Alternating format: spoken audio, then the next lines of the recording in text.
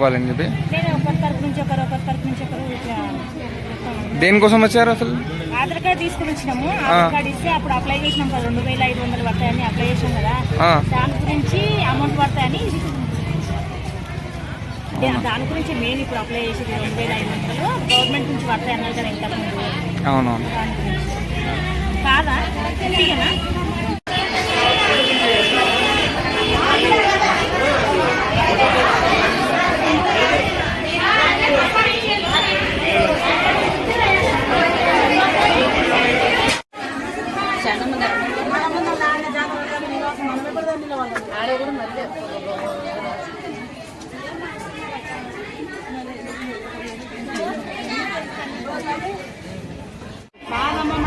Line చేస్తేనే మంచిది.